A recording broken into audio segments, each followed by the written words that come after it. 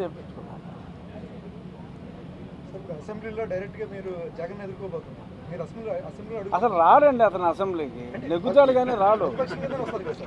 రాడు, ఎంటర్ అవ్వడు. మీరు చూసుకోండి కావాలంటే. అంటే మీరు సోషల్ మీడియాగా మీరు మొత్తంపై అంటే అటాక్ చేసేవారు సార్. ఇప్పుడు డైరెక్ట్గా అటాక్ చేయడానికి అవకాశం ఉంది అటాక్ అంటే మేము ఆలకలాగా మీద పడి కొడతామో ఇది ఆటలతో ఉంటుంది డెఫినెట్గా. బట్ అతనిలాగా నీచంగా కొట్టడాలు, కొట్టించడాలు, చంపటాలు ఇలాంటివి ఉండవు.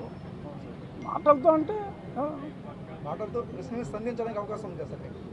అసలు అతను రాడంటే అసెంబ్లీకి జగన్మోహన్ రెడ్డి గారు రాడు. ఆయన ఎమ్మెల్యేగా నెగ్గుతాడు కానీ అసెంబ్లీకి ఆయన రాడు. మీరు రాసి పెట్టుకోండి. ఇలా నేను ఇదేదన్నా ఆయన చూస్తే ప్రెస్టేజ్గా పోటీ వస్తాడేమో నాకు తెలియదు కానీ అదర్వైజ్ రాడు. ఖచ్చితంగా చెప్తాను. అసలు ఎన్ని అన్యాయాలండి అతను చేసింది. అంటే ఇక్కడ ఎంత దారుణం మీకు తెలుసు. విజయనగరం ఇంత గొప్ప ఫ్యామిలీ నాకు తెలిసి ఆంధ్ర రాష్ట్ర చరిత్రలో నేనైతే చూడలా.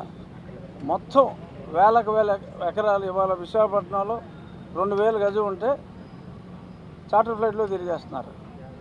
మరి అంతటి దానం చేసిన కుటుంబాన్ని కూడా అతను కక్షతో మరి ఎలాగా వ్యవహరించాడు అనేది అసలు మానవులే కాదు వాళ్ళు.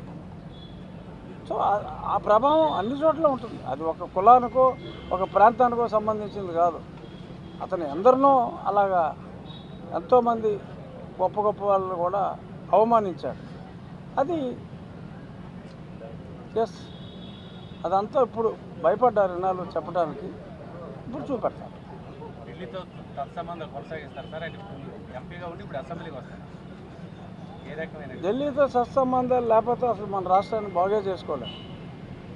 సో కాబట్టి ఢిల్లీతో సత్సంబంధాలు అన్నది చాలా అవసరం. అందులో నాకు ఏదో ఒక క్రైసిస్ ఇంకో ఆపర్చునిటీ నన్ను 4 ఏళ్ళు రాకుండా చేశాడు కాబట్టి అక్కడ కొంచెం స్నేహ సంబంధాలు ఇంప్రూవ్ అయినాయి. మరి అంత ఇంప్రూవ్ అయితే సీట్ ఎంతో రాలేదన్నమాట అడగొద్దు. దానికి 1,00,000 కారణాలు ఉన్నాయి. ముందే చెప్పేస్తాను. పెరిగిన చోటికి 4 ఏళ్ళు దూరంగా ఉండి నరకం అనుభవం.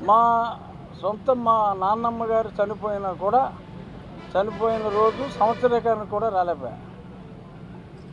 అప్పుడు ఏమనిపించేది జగన్ వైఖరిని మీరు ఒకసారి తలుచుకోండి ఇండివిజువల్గా అంటే ఇప్పుడు అప్పుడు నన్ను తీసుకెళ్ళి పోలీసులతో మర్చిపోయా. ఇవాళ నా బెయిల్ వచ్చి అంటే నన్ను జైల్లో పెట్టిన తర్వాత సుప్రీంకోర్టు బెయిల్ ఇచ్చింది కదా, అది 3వ వార్షికోత్సవం వల్ల